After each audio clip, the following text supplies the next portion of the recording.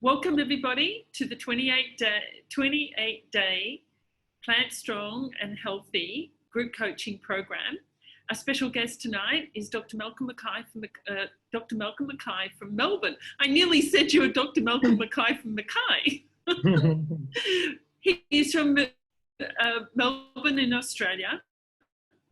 He is a plant-based physician, and his partner is Jenny Cameron, who will be joining us at roughly this time next week. And so I'd like to hand over to Dr. Malcolm Mackay. Hi, Jenny, how are you? Who's going to talk to us about plant-based medicine, what it is and what a plant-based physician is and does. Over to you, Malcolm.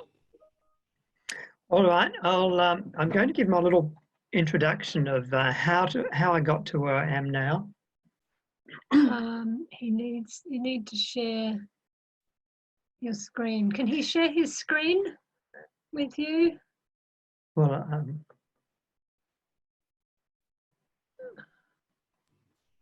I'm not sure. Hi. At the bottom, it says share screen. Yeah. Whoops, yeah. There it is. Yeah. Oh, good. It's there, is it? Yeah. Yep. Yeah. Yeah. Okay. You can see the screen. You can see my my introduction. Yes. Yes, we can, Malcolm. Great. Okay. How is there a line through it? There's a line through it. I don't know. Anyway, thanks for the introduction, Denise. I'm Dr. Malcolm Mackay, and I'm a medical doctor in Australia. I'm a GP, a general practitioner, which means I'm out there practicing clinical medicine, like I'm seeing patients every day, and I actually consider myself to be a conventional doctor. That is, I give people their immunizations, I prescribe medications, probably far too many medications, and do all the ordinary things that a doctor does. I consider myself not to be an alternative medical practitioner, but I prescribe whole foods, plant-based nutrition to some patients. And I prescribe that because there's good evidence that it's the safest, most effective treatment we have for many of our chronic medical conditions that we see. And it's compatible with conventional medicine. Just because I treat you with whole foods, plant-based nutrition doesn't mean that I have to immediately stop all medications or that I can't give you your flu injection. The two are quite compatible. And I guess, going back, how did I get into this? Well, sort of a very long time ago when I was in medical school, we had lectures from a cardiologist who showed us slides and told us how we would all eventually get disease of our arteries and we might have heart attacks and strokes and other problems. And that was pretty gruesome news for a 20-year-old. But as luck would have it, and this slide says dietary patterns and diseases. Within the same semester that we had that lecture telling us how everyone eventually got heart disease, we had someone else come and tell us that disease varied wildly across the earth in different countries, and that there are actually some parts of the world where people got no heart disease. But they didn't get that artery disease at all. And one of them was just to the north of Australia in a little country called Highland, Papua New Guinea. And there they lived on mostly sweet potatoes, a very low salt, very low fat, plant-based, simple diet. And so this was really my aha moment. I started to think, well, wow, okay, well, if there are groups in the world who don't get heart disease at all, then surely with the right sort of lifestyle, and if we look at what they're doing, we should be able to avoid this disease that we'd otherwise all get. And as the course went on, every time another disease came up, I'd be going, oh, breast cancer, prostate cancer, bowel cancer, diabetes. Oh, is this the same all over the world? Or is there variation? Is it different in places where they have different diets? And yeah, it was always the same thing. It was always less of those common chronic diseases and cancers in parts of the world where they ate a simple plant-based diet. and I must add, were generally a bit more physically active than some of us are. And at the time that I learnt this, I was interested in improving my sporting performance so I could run like that picture shows, and also having longevity and staying fit enough to pursue my favourite sport of snow skiing. This is a picture of me snow skiing in Australia. Yes, we do have snow in Australia in the mountains. And so with this in mind, like I was on board, like I immediately started doing the, trying to sort of simulate what people were doing in these countries where they didn't get heart disease and bowel cancer and diabetes and the like. That is, I started myself eating the relatively unprocessed, low fat, low salt, plant-based food as these other peoples in the world had been. And it seemed to work for me because within the next year, I ran a 2:32 marathon and I won one of the first triathlons in Adelaide. Mind you, I was 21 years old at the time. And I think it's also working for me. The picture of me running on the left's in recent years. I'm very much slower now, but I'm still happily running and skiing. And I don't think I'd still be able to do these as easily at age 61 if I hadn't protected my body and my joints over the years with whole foods, plant-based nutrition. Education. Well, you all value education because you're doing Denise's, and I've only just seen the program tonight, Denise. Amazing 28-day program. So I studied medicine, and doctors learn nothing about nutrition in medical school, maybe the biochemistry of how vitamins work. And so then a lot of it was sort of self-taught for me. And then some years soon after graduating, I thought I better go back to school and learn about nutrition. So I took 8 semesters of nutrition subjects and got a graduate diploma in human nutrition. And that not only gave me the basic understanding, the basic grounding in nutrition, but also demonstrated to me how there could be basic nutrition and then dietary recommendations and things that sort of came out of it that were sort of, let's say, the nutrition science tended to be skewed and altered to fit the culture of the people making the recommendations and to fit in with keeping the meat and dairy and big food industries happy. That was interesting. Many, many years later, in fact, much more recent years, remembering that I started my lifestyle as nutrition and physical activity, and many years later, I took that lifestyle medicine course that's listed here and became a board certified lifestyle medicine physician.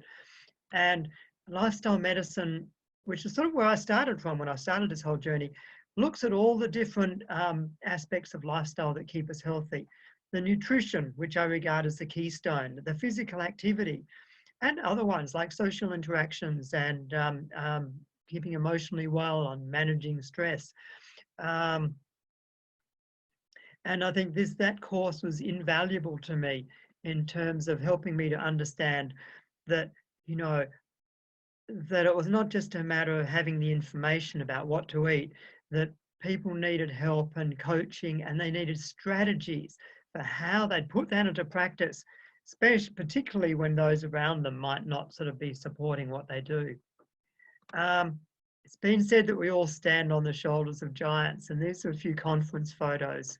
Jenny and I are celebrity photo people. The first conference I went to in the US was in Florida in 2013. And I thought, I sort of looked at it and I thought, I won't be able to go to this. It's going to be too expensive to fly to Florida. And then our national airline had a super special to the US. And so I went, and that's that photo at the top in the middle in 2013. And that was inspiring. I came back from that, and I think that really, as I went, and then each year I went back to this 4-day conference in the US, and you can see photos of me standing with all the different celebrity people there. And you know, not only do these conferences give me lots of nutrition information and some practical information, but you're in a room with, I mean, it started off as 200 delegates, but in the more recent years, these conferences have been over 1,000 delegates. So you're in a room with 1,000 or more people, and more than half of them are doctors. And we're all chatting and talking about what they're doing and how they're bringing nutrition and lifestyle into their medical practice. So, you know, I think it was sort of a year or so, we'd been developing a Facebook page and a website at the time I went to the US conference. And within a year or two, Jenny and I started doing these little seminars, first as a, you know, half day and then a whole day, you know, why, what, and how. And I don't know how many of those we've done now. And then at some point along the way, we sort of thought, you know, we could do a live-in event, an immersion, as they often call it in the US. And so we set up our immersion program, must have been about 3 years ago. We've done 9 of those now. We have about 12 to 15 people. They come and stay with us. They come and stay with us at a resort near the beach in Victoria for 6 days, 5 nights. And we've teamed up with a lady who runs a vegan cafe adjacent to the resort, and she does all the food and she does cooking demonstrations. So at these immersion events, we tell people why, we give them the why of the plant-based nutrition, and we teach them about what it is. And we go further than that. We go quite a lot into a lot of the practical aspects, strategies for keeping on track, how to deal with, you know, friends and relatives and difficult situations, so that by the time people go home, we want them, it's not just a health retreat where you go and get healthy for a week and then go away and go back to what you're doing. We want people to go home and be able to keep doing this, hopefully for the rest of their life, and hopefully, you know, influencing friends and family members. The last one we had, it was only about a week later, and I had a patient come to see me in Melbourne who said, you know, my friend Robert, who went to your immersion, has been telling me all about this, and I want your advice about doing it. I guess part of my role at the immersion too, is as a doctor there, is that when people make big changes and when people live in, it's like 100%, unless they go down to the local petrol station and buy snack food, all the food, all the meals, all the snacks are all 100% no oil, whole foods, whole grain, plant-based. And people get better very quickly. Like me as a doctor there, part of my job is to do consultations and to start looking at people's medications. And like if they're on insulin for diabetes or blood pressure medicines, often I have to start reducing those medications within a few days. Otherwise, the medication becomes too strong for the person. And it's very satisfying for us. It's exhausting but satisfying, these events, because we actually see people get better. We see people literally transform their lives, you know, shake off. And within a few days, by the end of the event, people were saying, look, my head's not as foggy anymore, I'm sleeping better, and I have something that's hard to measure, as they often say, I've got a lot more energy, I feel a lot more motivated. You know, people's mood lifts. And we particularly see with people who have pain, like particularly arthritis type pains. We've had several people that, even people who came to the immersion to accompany their husband or wife and weren't going to do it. And by the end of the week, one of them saying, well, look, my knee stopped hurting now. And we get an email back from them weeks later saying, you know, I'm doing it 100% now and my knee still doesn't hurt, and I can work in the garden with it.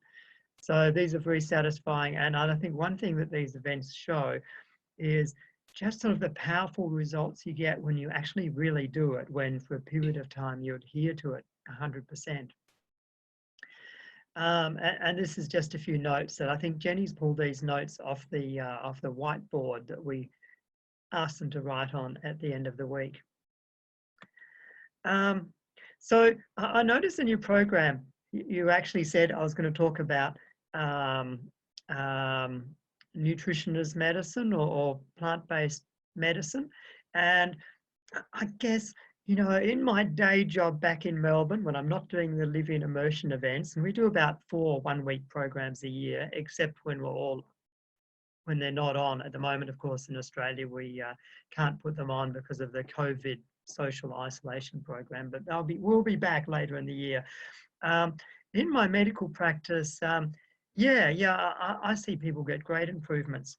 And as I said, I'm a conventional doctor. I don't take them off their cholesterol and their blood pressure tablets on day one.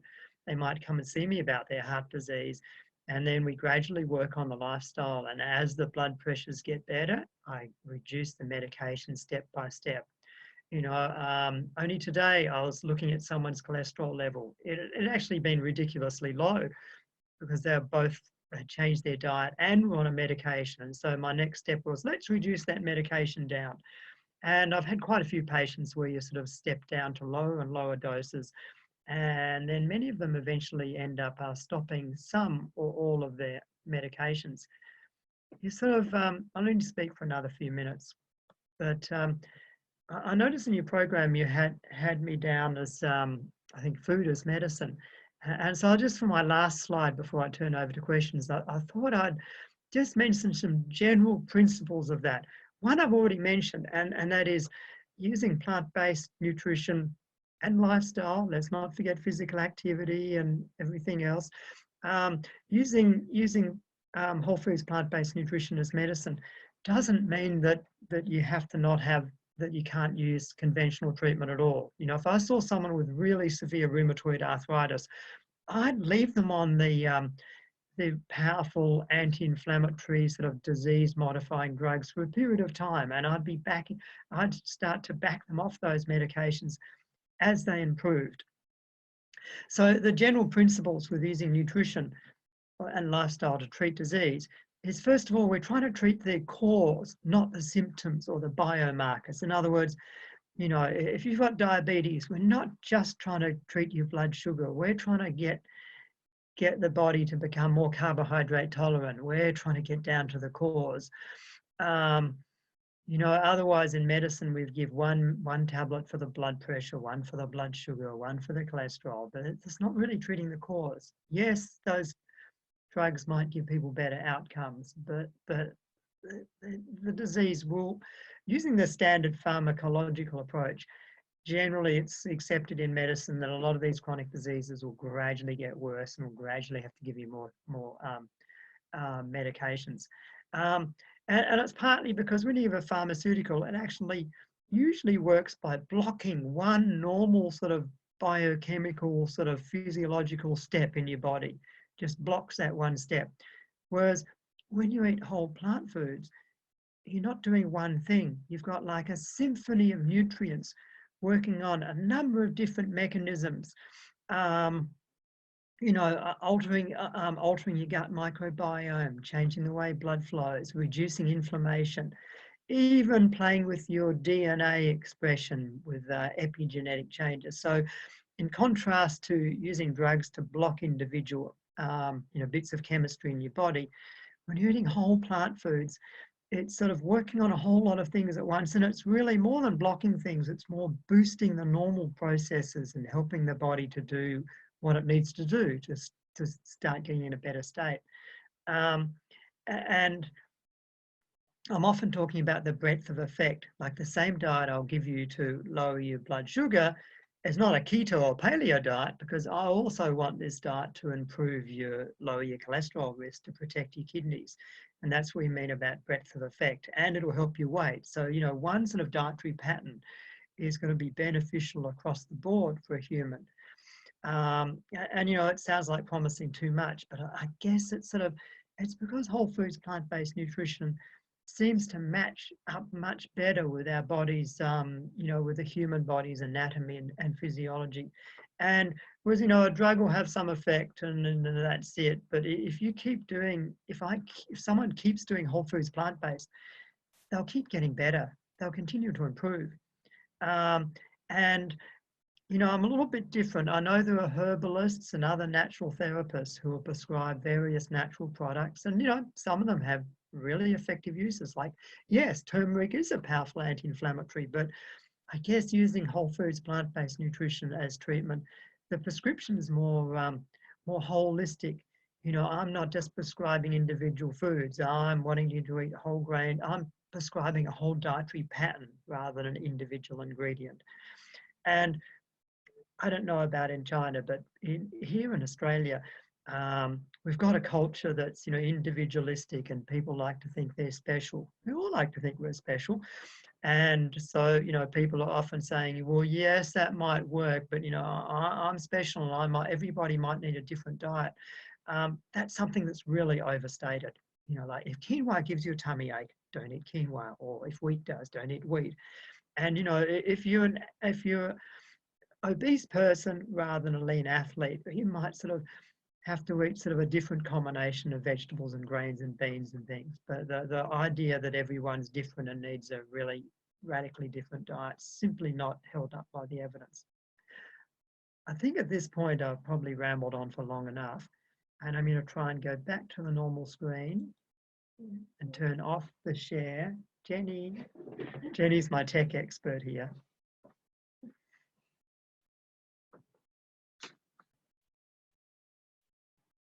Okay. I'm sorry about this reflection in my glasses. It's sort of driving me a bit crazy. We haven't quite got the lights right. I don't really have shiny blue eyes. Different pair of glasses, thankfully. Jenny suggests different glasses. That's fine. We totally understand that, Malcolm. I That's have better. been. Can you hear me? Yes. I've been on a rapid technological learning curve, just like this. And a lot of our students that have joined us tonight, they're on a rapid learning curve for whole food plant-based eating. It's been interesting. We're at day 8 at the moment. So thank you so much. That was brilliant. That was really, really good. Malcolm, I'd just like to, I'll just unmute everybody. I'll just unmute, let me see. Unmute. Hang on a second also, no, mute, unmute. There's 3 along the bottom still have mute signs. Yeah, I've tried. No, now only 2, you're getting there. Yeah, they might have to unmute themselves. Yeah, I think they might have muted themselves too. Let me see. Yes, I think they have. Yeah, okay. All right, so what I'm going to do is, let's see if we can get it over to the gallery view. Okay, so the meeting is now open for any questions for Malcolm. I just have one. Malcolm, how long have you been a practicing physician? Yeah, I tried to give you the short version of my talk. I think about 34 years. Okay, and plant-based physician, you started relatively young, actually. That you must have been one of the very first. Look, I did. When I first went out into medical practice, I discovered Nathan Pritikin and realised that I wasn't mad after all, as the other students thought I was crazy with all this diet and things. And I discovered Nathan Pritikin's books, and we actually had a Pritikin association in Australia, and the Pritikin diet in its sort of strictest sort of form is pretty much a whole foods plant-based diet. There were small allowances if you wanted to eat a little bit of meat or dairy, but there was no oil, whole grains, etc. And we used to have meetings, and I'd sometimes give a talk, and sometimes we'd have someone giving. But I used to, my first couple of years of general practice, put together little sheets of paper printed out in my dot matrix printer, like a brief diet guide and recipe books to help you do with a Pritikin sort of diet and things like that. I must admit, sort of over the years, sort of, I might have sort of faded a bit in that people often only partly did it. And if they only make small changes, they often only get small benefits. But boy, the people that really did embrace, what we now call whole foods plant-based, they got really big changes. It was amazing. Their heart disease had reversed, or they'd have severe acne, or their and it would suddenly go away. I do remember a few of those cases. I sort of think the years went by, and I had children and was busy in general practice, and went through a bit of a sad period and ended up divorced. And then some years later met Jenny, Jenny helped connect me to the US-based movement, and then eventually I moved from our city of Adelaide back to Melbourne, where I live now with Jenny. I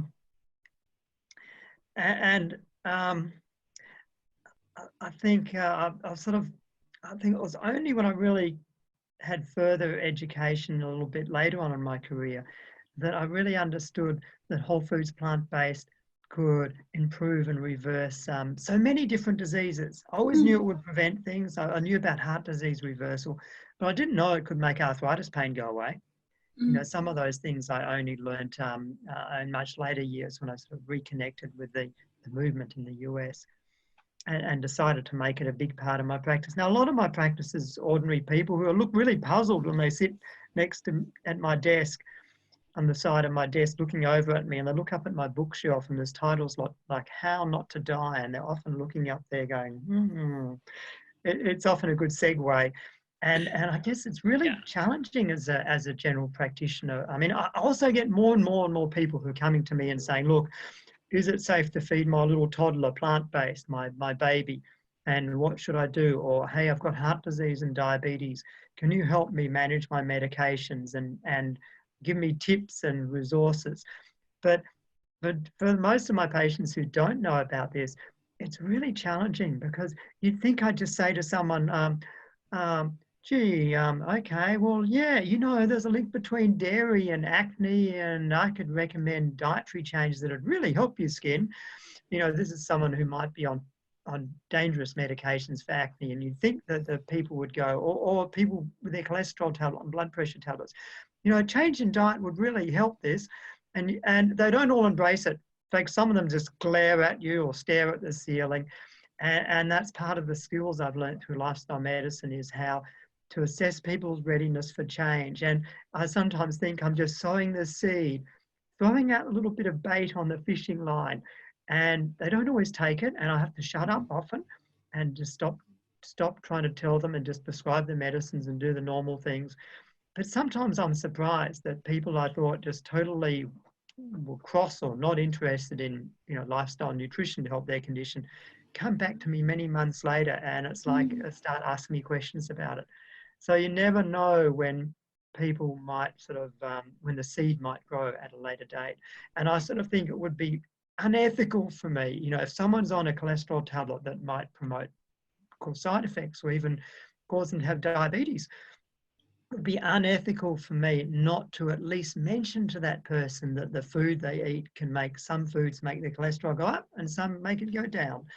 So I guess that's my approach, that I sort of feel that I have to, you know, as a doctor, I'm meant to tell people when there's safer, more effective treatments available. So I have to sort of carefully do that without evoking any shame or upsetting them and leaving the door open. And then it's sort of up to them where they want to go.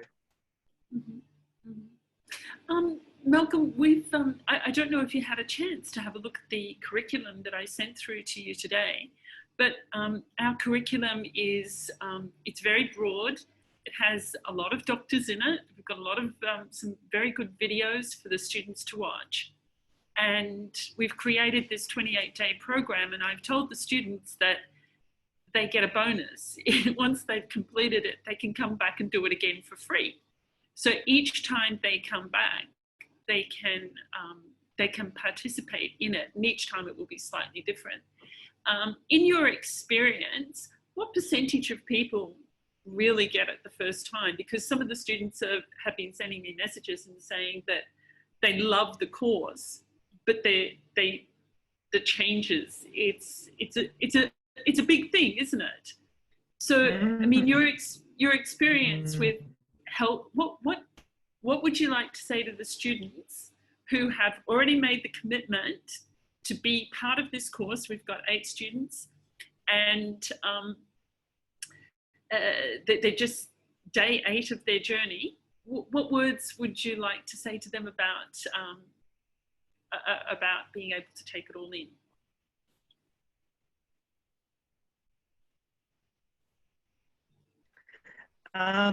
First of all, you know, I'd like to acknowledge that it's sort of challenging to do that in an environment where everyone else is not doing that. Like at our immersion event, it's much easier. They all sit around together at meals and we sit around with them. And everybody talks about how they're going and their experiences and how they're thinking about it. But yeah, so first of all, it is difficult and challenging. Group is important. Support group. Group dynamic, interacting with a group's dynamic. Yep. So group's important. It is important to have a group support. And I think that it's of great benefit to sort of take the course or whatever it is as a challenge, like as a 28-day challenge, because you know, as human beings, we're always sort of trying to push the boundaries. How much can we release emissions into the atmosphere, you know, before the earth warms? People want to know, you know, if you tell them that red meat's bad for their health, it says, yeah, but how much can I eat before it's bad for my health? Or if people, you know, like to eat calorie-rich food, as we do, then people want to know, all right, oh, nuts. How many nuts can I eat? Or if I'm allowed to eat medjool dates, can I eat 6 of them? So I sort of think that if you don't try and do it near 100%, you never really experience the full benefits, like how well you feel, how much energy, etc. And you also maintain habits. You know, if you keep having that the piece of cheese or that chicken every second day, then you never going to go long enough that your body starts to sort of forget about it or leave it in the background as something that you no longer crave, no longer get past the craving stage. So I guess that'd be another thing I'd say, to do it 100% for a period of time. Do it 100%. So your thoughts are that if someone's going to do this, they should take, they should make a commitment to it and then just stick with it, not transition. Yeah, I think when you're doing a program, I'd recommend that. And we've seen that. One of our friends runs a workplace program that's just a 3-week program. And Jenny and I sort of help out with that. And I do before and after blood tests. And that the basis of that program is they sort of try and get people to stick to it for the 100%. So, you know, if you weren't doing a program like this, it'd be a bit different. Like if apparently there was some surveys done, and if you go around asking all the plant-based advocates, how do you think you should change, and mop the pantry, etc., and then you turn around and say, okay, how did you change? And most of us will say, you know, it was sort of over quite a period of time, and sort of our diet sort of even evolved over months, perhaps even over a few years.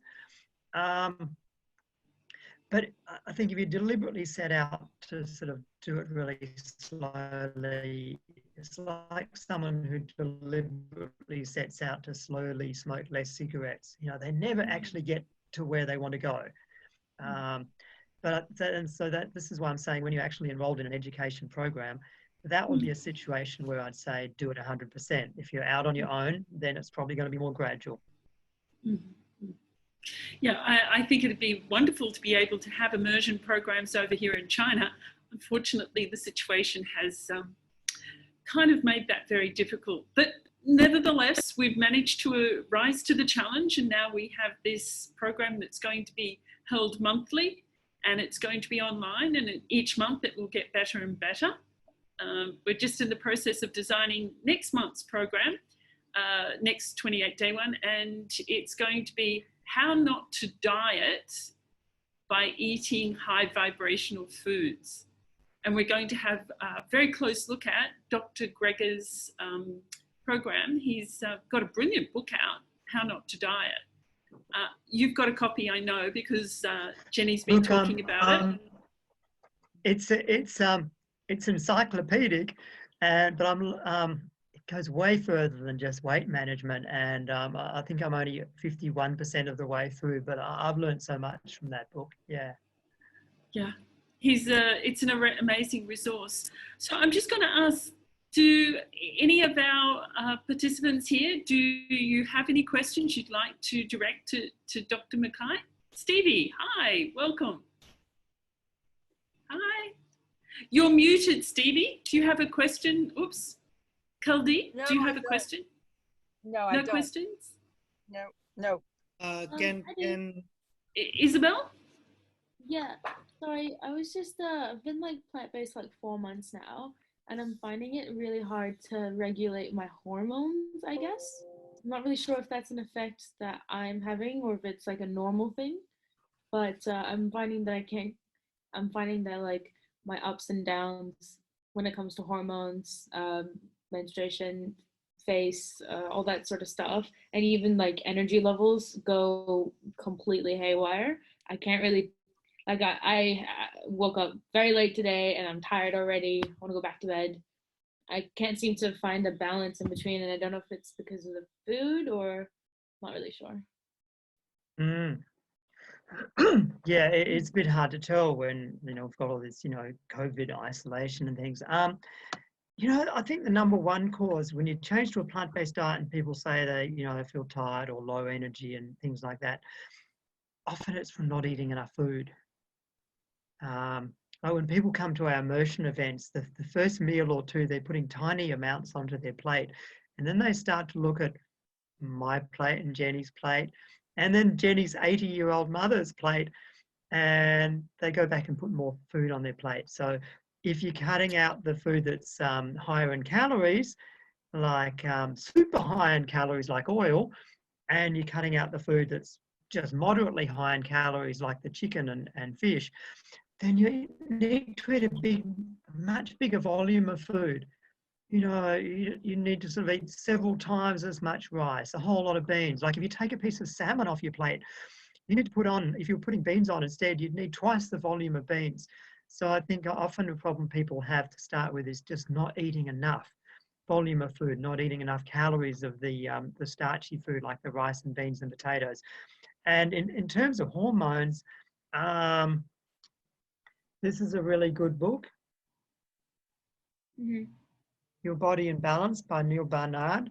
If you don't eat enough calories to start with, things might go funny, like a woman might stop having her periods, for example.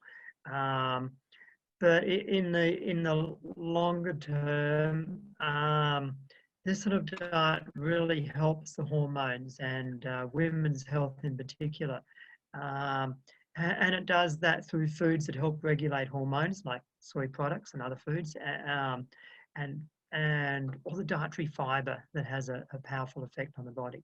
So my diagnosis for you, Isabel, is that you probably, rather than having a hormonal disturbance as a first thing, you've probably actually got a deficiency of calories. It's a challenge when you're not used to eating that much food. I didn't think about that. One of the things that I find, Malcolm, is I'm quite surprised with even a couple of students have said within the 8 days that when they ate whole day of no oil, they were surprised at how much more energy that they had. Now, normally, because oil is such a caloric dense food, you would think that they would have more energy from eating something oily, but the opposite seems to be the case. And some of the students have sort of said that they ate a lot of carbohydrates on the day that they had absolutely zero oil, and they were just powering with energy. Can you explain how that actually works? Because is that your experience as well? Yeah, generally people will have more energy, although sometimes after a large meal your body will feel naturally a bit like if I feel sleepy after lunch after eating a whole lot of sweet potatoes or whatever, it's not just because I've eaten a big meal. It's probably because naturally after a meal your body wants to relax a bit more, and it usually indicates that I didn't sleep enough the night before, that I'm fatigued. The brain runs on carbohydrates. It's only after a period of not eating for days that the brain will start doing that ketone stuff. And the muscles run on carbohydrates. In fact, carbohydrates are really the fuel that the human body will use preferentially, not the fats. When you eat all that oil, I guess that it's probably some of it will just go straight to your fat stores, but some of it will go to other places and block up the action of carbohydrates, to go into your muscles and liver and mess with the way that your blood sugar is regulated. And that oil will also make your blood, if you like, more viscous, make it flow less easily, if you like, thicker is probably a better word for it. So that, you know, organs that really need a really good blood supply are sort of having this sludgy blood flowing through the system. So I guess there's some of the mechanisms why you're going to have more energy when you're eating all those high fiber, high carbohydrate food. I think we shouldn't underestimate the gut microbiome either. Like when we feed our gut, you know, fiber, resistant starch, you know, all the things we'd get from, you know, whole grains and starchy fruit and vegetables and legumes. The gut microbiome make things called short chain fatty acids that affect the function of the brain and pretty much every other organ in the body, and sort of improve the function of things. Whereas, you know, you start putting some oil on some chicken and fish and eggs and things into the gut, and you get some very inflammatory microbes grow. And, you know, inflammation tends to make you feel tired and sick. I mean, that's sort of the reason it's sort of meant to do that. You know, nature sort of intends that if you've got a nasty infection or you're not well and there's inflammation in your body, that you probably should go and sit somewhere quietly and rest.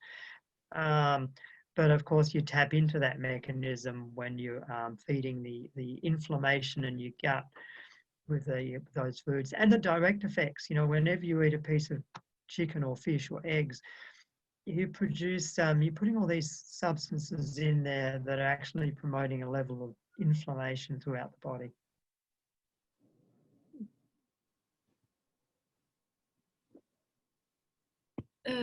Kuldeep, Josephine, do you have any questions? Stevie, do you have any questions you'd like to ask Malcolm?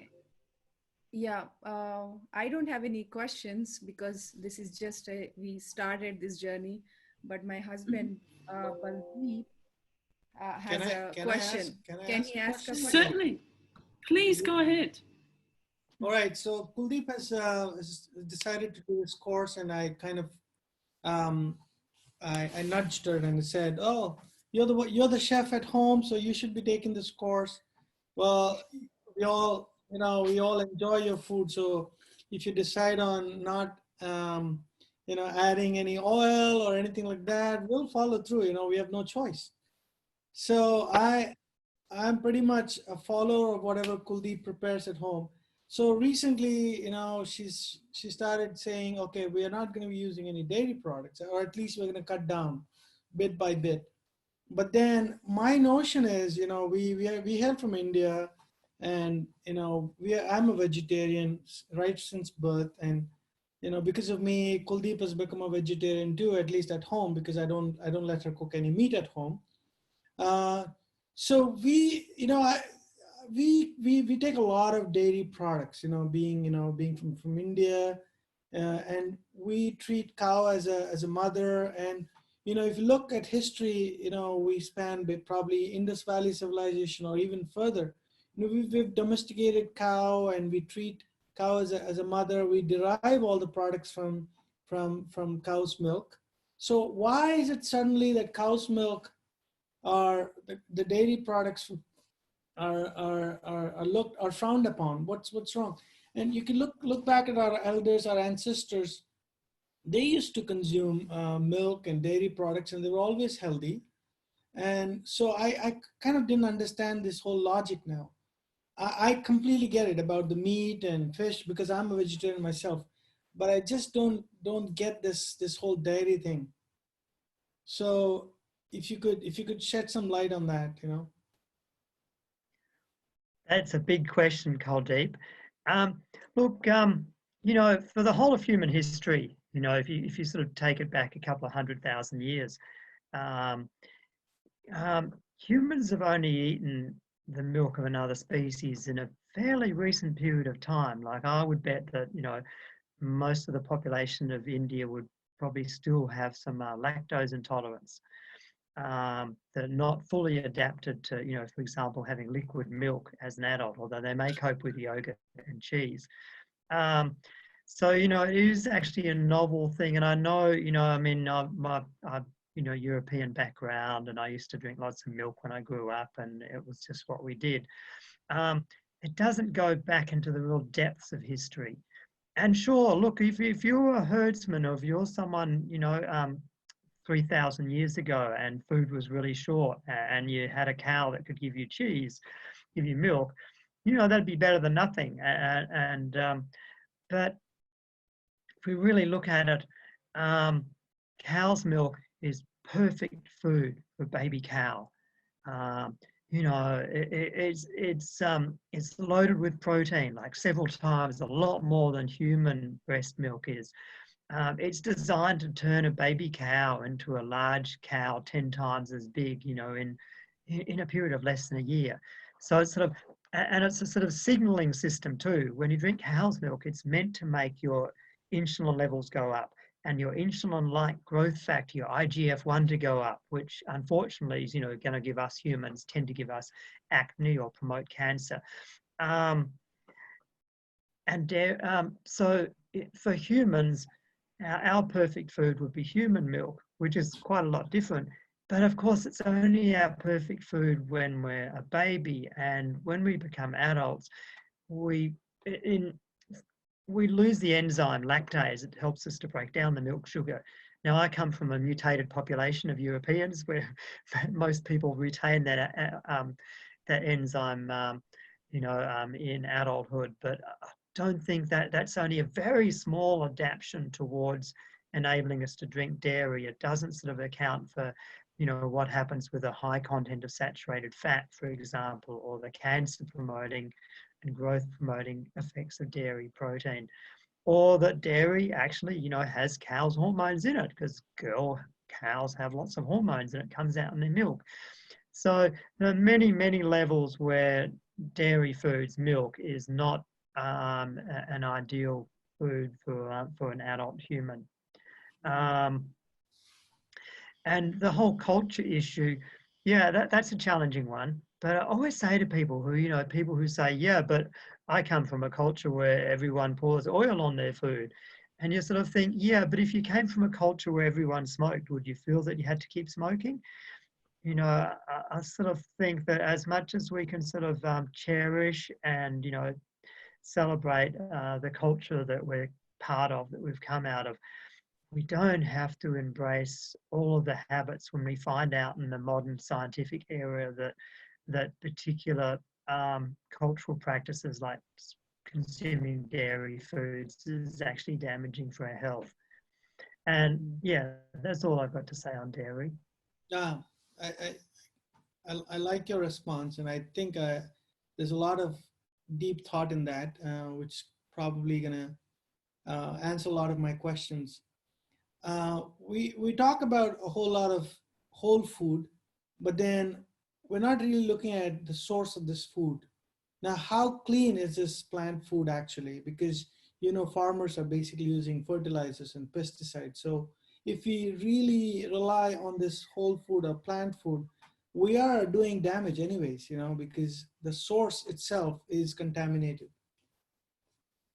Yeah, the world's a dirty, contaminated place, isn't it? But you're still better off eating plants. That is, if the farmers sprayed fungicide, pesticide on your green leafy vegetables and you wash it off, you've got some chance of being able to wash some of it off. And even if your green leafy vegetables have been sprayed, the green leafy vegetables have so many beneficial, things in it that you'd be better off to eat sprayed green leafy vegetables than not eat green leafy vegetables. And when it comes to going plant-based, there's pesticides, heavy metals, etc., tend to be concentrated in the food chain. So, for example, in the ocean, the bigger fish that eat the smaller fish have more mercury in them. They have more organic pollutants. So the sharks, have a really high level of mercury. And I guess the same goes for the animal products. Like studies in the United States find that in their population, most of the sort of industrial pollutants in people's diet actually comes from the animal products, because the animal will eat a whole wheelbarrow full of food and turn it into a small piece of food and sort of concentrate some of those chemicals in it. but yeah, I'm with you on that problem, and I sort of think that there's even more need if you know that your environment's got pollutants out there, and the air's got pollution, and even the food might all have low levels of pollution. I think it's even more important that you're eating a really cancer-fighting, health-promoting diet, you know, rich in vegetables and leafy greens, and choosing the whole grains, because we sort of need every bit of nutrition help we can get to sort of cope with all the other imperfections in our food supply and even our air. Okay. I like it. Yeah, me too. That was cool. Thank you. Sorry, Kuldeep, your husband's name is? His name is Baldeep. Baldi. Baldi, we'll also be, thank you so much for both of those questions. They were brilliant. And thank you, Malcolm, for explaining that. Let me see, we've still got, I think we've got about 7 or 8 minutes left. And I'm just going to ask if anybody else has got a quick question, but that was just brilliant. Just very quickly, Kuldeep and Baldi, we will be learning how to take vegetables and wash them so that we can actually reduce the chances of any contaminants in there. We'll be having a look at what's known as the Daily Dozen. Hi. We'll be having a look at what's known as the Daily Dozen, at the same time as we'll also be looking at eating a rainbow of fresh fruit and vegetables. And we'll have a look at some of the techniques to actually reduce what's known as our toxic load. But I think Malcolm just explained so well about dairy, and he explained so well about why it's better to actually eat plants rather than eating the animals that eat the plants. So do we have another question? You feel free to ask another question. I'm sorry, if someone else wants to ask a question, I would keep quiet, but go for it. I've always been a vegetarian, and I always felt like I'm not getting enough and not getting enough protein. So at some point I felt like okay, I need to get some protein. Maybe how about I get some plant-based protein? So I bought 2 boxes of Nutrilite. You must have known this. Nutrilite, the Amway product. So yes. What are your thoughts about using protein from Amway, especially Nutrilite? And it says plant-based protein. Nice muscles, Denise.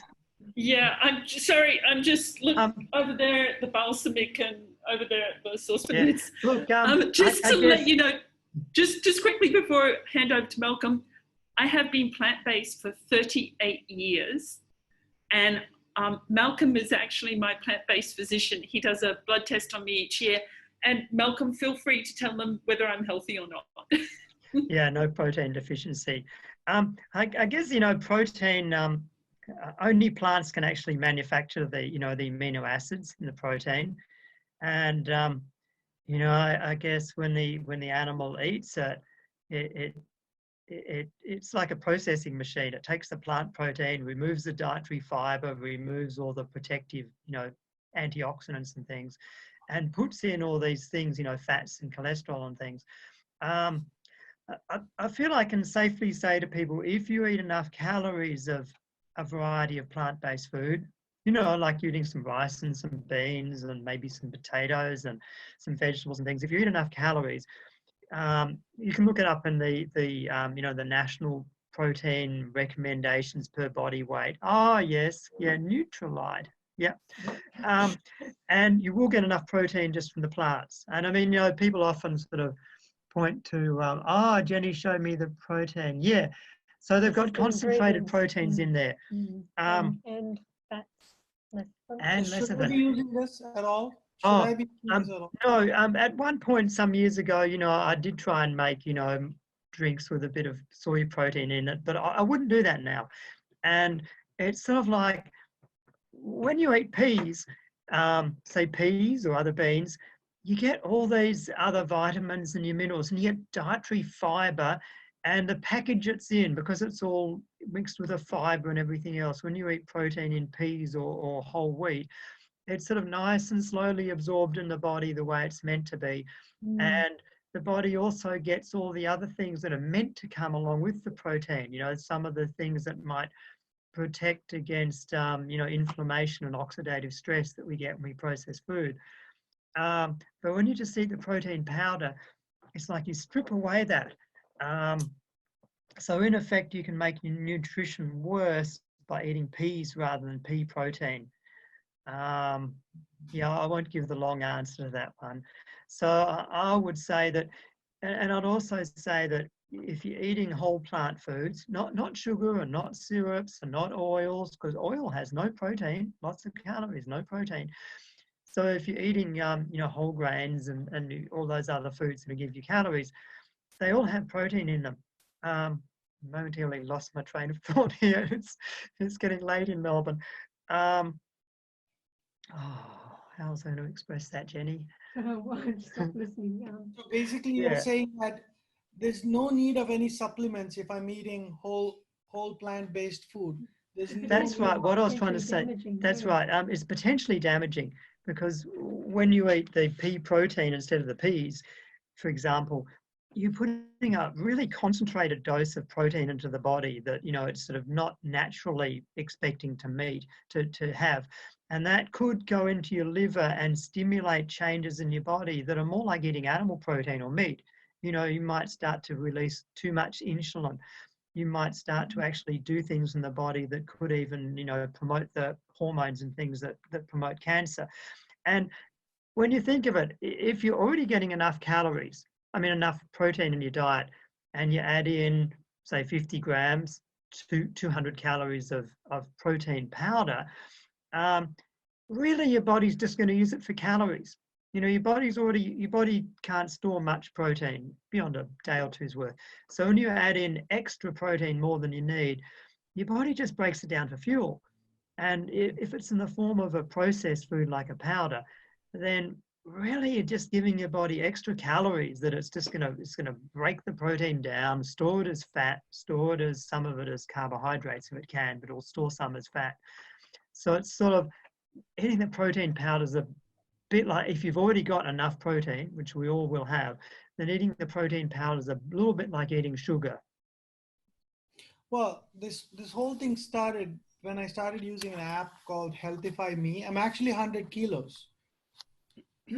Yeah, I'm 100 kilos and it's just on the rise. I started about 90 and now I'm 100. So I really wanted to get down, and I keep looking at Kuldeep. What are you cooking for me? She does the cooking, I do the shopping. So, my weight is going up. I don't want to talk about my exercise and all that. So I started using this app called Healthify Me, and you put in everything that you eat, and it always shows that I'm lacking protein.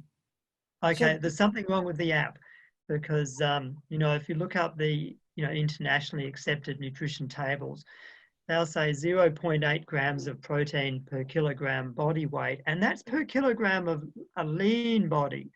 So that for you, that wouldn't be like, you wouldn't say 0.8 grams of protein times 100 kilograms. It might be times 70 kilograms. And if you do the math on that, you actually find that, you'll find that just eating these natural foods that you'll be getting, your protein intake will be more than 0.8 grams per kilogram. Okay. Unless, and Jenny's in the background here. Oil's a really weird one here. People fight long and hard for oil. And at the same time, the same people who are worried about the protein, having the good oil. And oil, like sugar, is a food that adds lots of calories to your diet, but zero protein. Whereas, Kuldeep and I did a whole lot of experiments with oil as well. We moved on. We used to use mostly sunflower. We went on to rice bran, then we used coconut, and now eventually we're using olive oil. But now I think for the past 8 days. Yeah, maybe like 2 or 3 days. 2 or 3 days. No oil. Yeah. She's been trying very hard not to add any oil. Yeah. And we're waiting to see the benefits probably in the long run. I think you'll see you know, I think you'll see by the time you've done this program, you'll see your weight coming down. Okay. That's what I insisted to Baldeep, that you will see a change. Just wait and watch. Okay. I think a point like I'd like to add is that my boyfriend and I went plant-based like 4 months ago, and we both have like pretty erratic hormones. So we used to have like a face full of pimples, both of us, and like now both of us are completely clear. We've like cut that part out. So that's like a huge improvement for us, because it took me like 5 years to figure out something to get rid of this issue, and it's been pretty good so far for me. So that's good news. Good to know. Thanks, Isabel.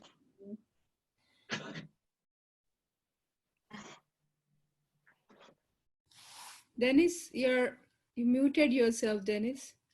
Okay. I think, sorry about that. I think Malcolm knows Jenny Cameron fairly well. She's his partner. She's a nutritionist, and she will be talking to us next week, probably a little bit later, maybe around about 7 o'clock. I've just got to check that with Jenny before we confirm. But Jenny's going to be talking about calorie density. And calorie density, the talk with Jenny will follow a video that I have recommended that you watch, which is by Jeff Novick on calorie density. So as you go through the course, if you both watch all of the videos each day, your understanding and your knowledge will increase incrementally. In fact, by the end of the course, you will be almost a plant-based expert. And then the following week after Jenny has spoken, we've invited another Australian gentleman by the name of Andrew Taylor, and he lost 50 kilos by being on a potato diet. And there are, and around about that time, just before and just after, we'll be looking at Dr. McDougall's, his program, which says that we are actually starchivores, and how we need starch. We don't need protein. And the protein requirements we can get by on I think it's 6% on protein, but we do need starches. And as long as we're not having the processed oils, we can metabolize those starches in such a way that we end up being like a lot of plant-based professionals, for want of a better word, because it covers nutritionists, dietitians, and doctors and coaches like myself, who are actually very lean.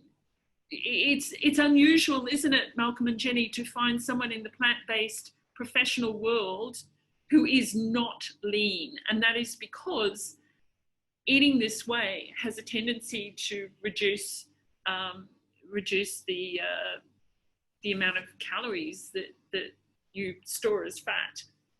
I'll just hand over to Jenny and Malcolm to make any comments about that just before. Yeah, no, that was great. That was great, Denise. Andrew Spudfit Taylor, who ate potatoes for the year, he came to see me early in that year, and because his wife said, if you're doing this, you have to have medical supervision. I told him he should eat some leafy greens and broccoli and things. But I had to settle on him just adding in some sweet potatoes, and he did lose 53 kilos, and he went from being miserable and depressed and not very well, having lots of energy and having much better mood and attitude and things. So it made a difference to his mental health as well. You make some very good points about the that we're sort of starchivores, carbohydrate burning machines, and interesting that we actually start off life as infants. Human breast milk is actually a very low protein breast milk. Like if you tried to feed human breast milk to a baby calf, it would die from not enough protein. So, we're a slow growing animal. So, and we start life with a fairly low protein diet. And, we've sort of, it's wrong the way we look at foods as being proteins and carbohydrates and different foods. We call one food a protein and another one just a carbohydrate. And all our plant foods are really all a mixture. If you look at my oats I have for breakfast, that's 14% of calories of protein. That's actually got a moderate protein content. Even potatoes are about 10% of calories from protein. And that's why Andrew Taylor didn't get protein deficiency during his year of potatoes. So great comments. And then people say, but I've got in my family or my culture or in my ethnic group, we don't tolerate carbohydrates very well. Well, it's probably true that you don't tolerate sugar and white bread very well. But once you get all the meat and the high-fat foods, particularly the saturated fats, and vegan people, that includes coconut oil, once you get all that out of the diet, then every human actually tolerates carbohydrates quite well in their whole natural form.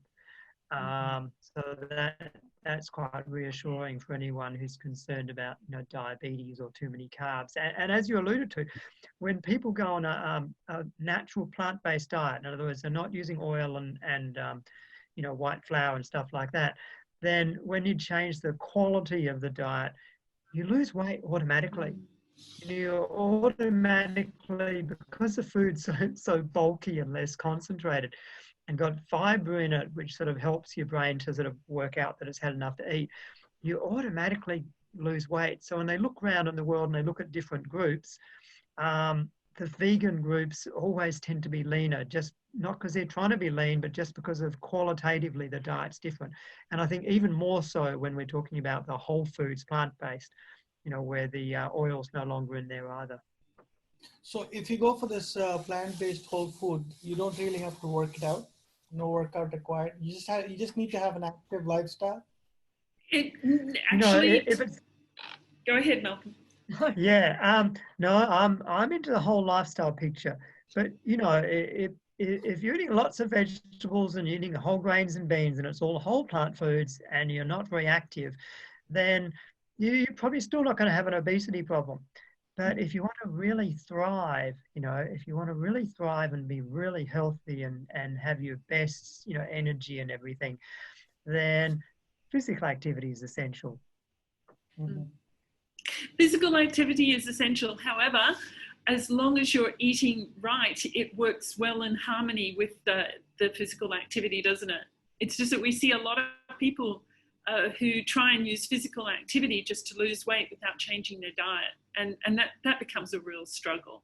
Yeah. So one of the things as we get towards the end of the 28-day program, when we get to the fourth week, we'll be looking at the Eat a Rainbow and to the Daily Dozen. One of the things is a little mini challenge that we'll be giving you is to eat green vegetables as size of your fist at least once a day, better twice a day. And that also really helps with a lot of weight loss, I find, because people feel fuller. Your thoughts on that quickly, Malcolm? Because that's one thing that Dr. Banana and Dr. Esselstyn really say a lot of people don't get enough of is the leafy green vegetables. Yeah, I've gone even further on that, and particularly anyone who's got heart disease or has, you know, which is a lot of more of us than realise. We're older adults and we've been eating, you know, fat-rich Western diets. We probably have got heart disease. Anyone with heart disease, high blood pressure, inflammatory, you know, autoimmune diseases and things. Or for optimal health, I actually recommend leafy green vegetables starting with a serve of them with breakfast. Mm. And we start our day with a small serve of microwave steamed kale with balsamic vinegar as a small sort of side before we move on to our big bowl of cooked oats and berries. So I'm a great advocate nowadays of green leafy vegetables and the cruciferous vegetables like the broccoli and the cabbage family and all of those foods. So that gives me an opportunity to come in and say thank you very much to Malcolm and Jenny, and to point out while we have been in this, I've been slowly stirring a pot of Dr. Greger's balsamic date glaze. Smells beautiful. And it's just perfect for pouring on your steamed green vegetables. So I'll be sending samples of this to each of the students, so you get to try this. And thank you so much, Jenny and Malcolm. Thank you. Thank you. Thank you so much. Thanks for Sorry for having my us. good questions. No, they were good. Jenny, thank you so much for the See questions. you now. Hi. Those questions were absolutely amazing. And looking forward to our session with you next week, Jenny. It's going to be very interesting on calorie density. So And thank you very much. It always will answer a lot of questions as well. Yes. All right. What to eat and how much to eat. That's great. That's brilliant. So, Malcolm and Jenny, I will be downloading this video, editing the little bit at the beginning, and then putting it on YouTube. I'll send you the link, and the students can watch it as well. And those who were unable to join us tonight are all looking forward to listening to the talk, and I think they're going to be really, really happy when they listen to this. Thank you so much. Thank you.